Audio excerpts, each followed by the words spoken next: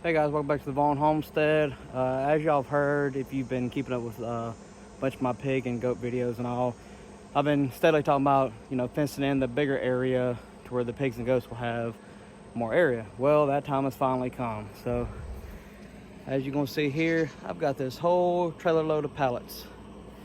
So I'm gonna do a do-it-yourself fence for the cheap. I actually got the entire trailer load of pallets for free. A buddy of mine works for a outdoor supply company, lawnmowers, stuff like that. And they've actually had a surplus of pallets piled up in the back that they just wanted them gone. So I said, well, I have a trailer. So I went and picked up 58 pallets. Of course, not all of them will be usable, but for the most part, I figured at least 85-90% of them. So I should be able to get a good 45-50 good pallets out of it to be able to work on it. And to kind of show what I'm going to do here is, well, let me turn the camera around. So basically what I'm going to do here, as you can kind of get an idea of what I'm going to do, I'm going to line up pallets along here. And of course, once I get them lined up, I'll connect them all together, and I'll show that later on in the video of how I connected them. But I'm going to go down the back side here, so that way the pigs and goats stuff can't push the siding in to be able to get underneath the trailer. I'm going to leave the dog pen here, but basically as I call it, the door panel, which is just the panel with the door built in, that's in the middle and the front over there. It's going to be, a door panel will be put right here in place of this panel to allow access to this whole area. The pigs are going to get a 16 by 32 area here, which this one is 16, that one is 16. So basically they'll get the whole width of all that. And of course, it'll come out about 16 foot will be for them. The other door panel will be on the back side of theirs, which will allow access to the goats area. And of course, yes, I'm gonna get all this little mess cleaned up here.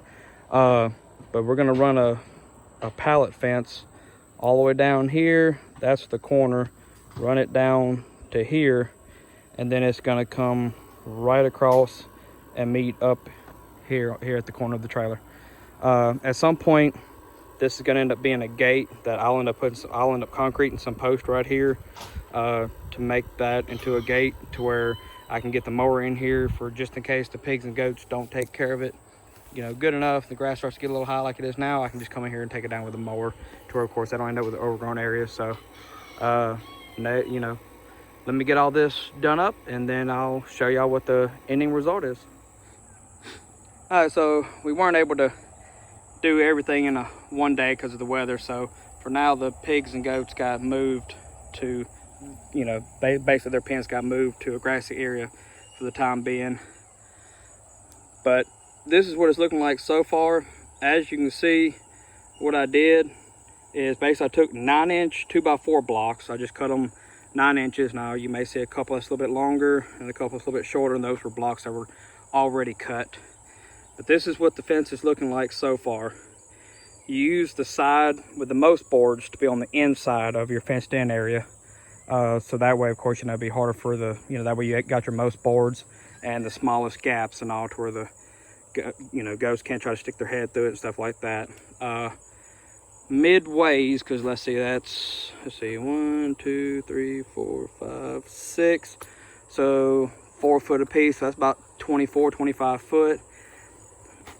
I did a brace where basically I just attached a 2x4 block on the back side here, and basically I screwed this board into it, and ran a board on both sides, and then connected them there, and that is what helped to brace that up, where it is very sturdy now.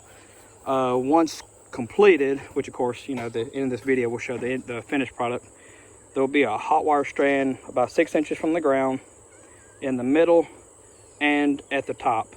So that way it'll help to keep them from wanting to go over, or, as far as over here in their pen, they seem to stay away from the wire after they've learned what the wire is for. Their house, of course, that's their own now, will end up being moved about right here, because this is kind of the high ground in the backyard area. So that way, whenever it does rain, all the water, you can see it slants downhill there. But once it's completed, which again, the end of this video will show, the fence will continue over to here, and we'll come all the way up and butt up to the corner right there. And at some point, you can see this big gate thing right here. At some point, roughly around about right here, I'm going to end up concreting 2 posts in the ground, and that will end up becoming the gate for the area, like to where I can get the mower in here for just in case, you know, they don't keep it eat down quick enough and all. Don't want the grass getting too high out here, so that way I can come in and mulch it up whenever I need to. But see, the pigs are enjoying their little pool, little Daisy May. But once the fence is complete, this panel will be taken down. This door panel will be moved to right here.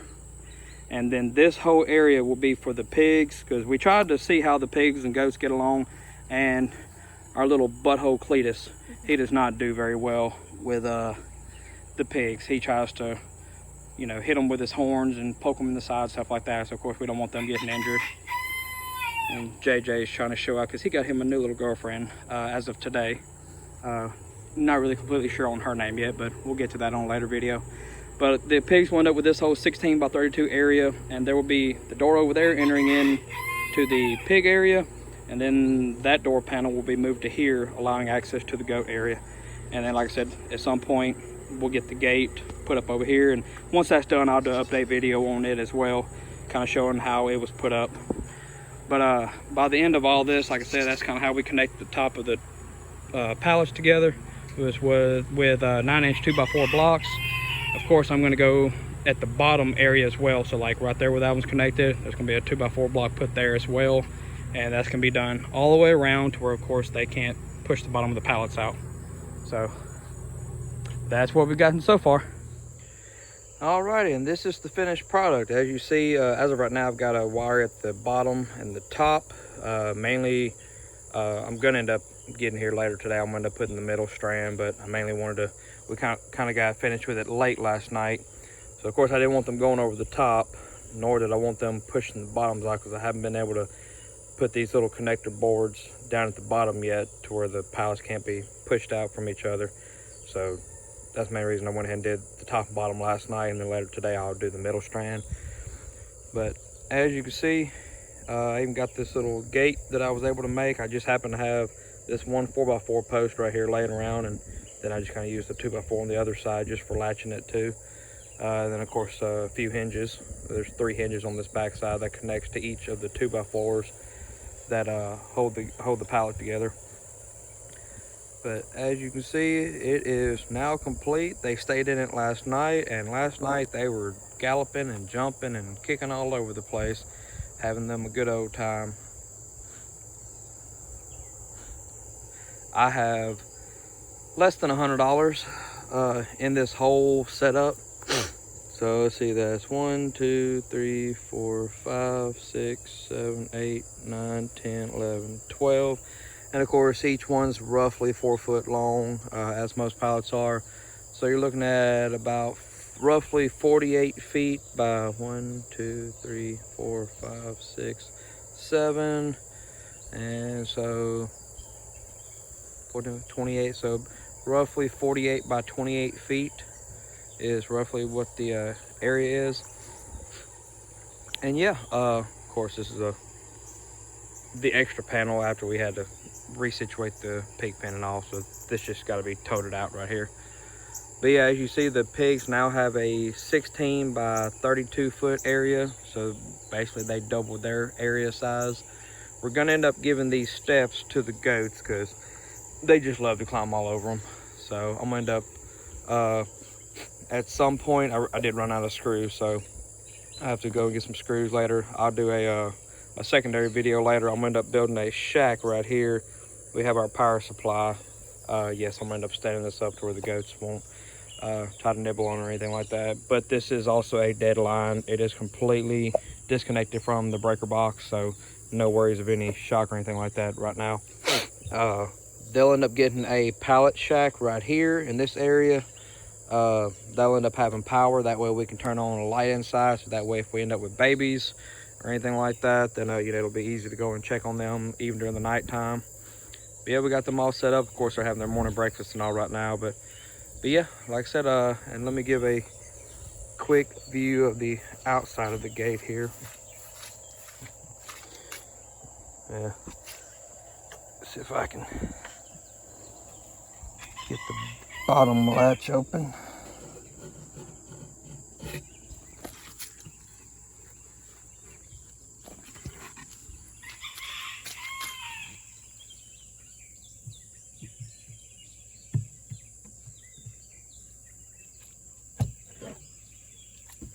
Well, hang tight. All right, so here's the gate from the outside. Of course, that latches over. There's a little screw there. Anytime that you're gonna do a board for a latch, always put a little catch screw, because eventually over time it's gonna get kind of worn down inside there, and eventually this will just fall down. And once that happens on both of them, your animals are gonna get out. So always do a catch screw, so that way even no matter how loose it gets, it's not gonna fall down and allow them to get out. But like I said, all I did was put that post in the ground. Of course, it's attached to this pallet here. 3 hinges, that way, and I sunk 3-inch screws into the 4x4. A 3-inch screw where it goes into the middle of that hinge, and the top and bottom of that hinge where it goes into the main 2x4 frame of the pallet. And then the other little screws are just little 1.5-inch screws to go into the thinner pallet boards. But like I said, and then I put that 2x4 here on the end of it, just to kind of give that little handle up there to be able to grab onto. 2 latches, and then like I said, of course, the frame and all that there for it to, of course, make sure everything stays upright together and all. I ended up, I know on the beginning of the video, I had these blocks on the top. At some point, I'm still going to end up running full 2x4s all the way down the whole thing just for added strength. But you'll see that I moved them to the inside. And the reason I did that is because, well, for one, it kind of looks a little bit better. Number 2, I was able to add the insulators to where they stuck out a little bit further from the actual pallets. That way, because of course, if this wire touches the board, it's going to ground it out and potentially make it to where it doesn't serve its purpose of, you know, keeping them in, you know, by giving, you know, the little zap to them and all that if they were to try to get out. So if you guys have any comments, questions, concerns, please, of course, hit me up. I'm definitely not claiming to be no expert on goat keeping or anything like that. So, of course, there's always, you know, chances to improve the hobby for anyone. So if y'all have any questions, comments, concerns, hit me up in the comment section. If you don't mind, hit that subscribe button. Really hope that y'all enjoy the video. Check out some of my other videos on some do-it-yourself hacks that I've done for chickens and pigs and stuff like that, as well as I have some videos on how to build some chicken coops and all. So if y'all don't mind, check them out. Probably hit some thumbs up on them. Other than that, y'all have a good one.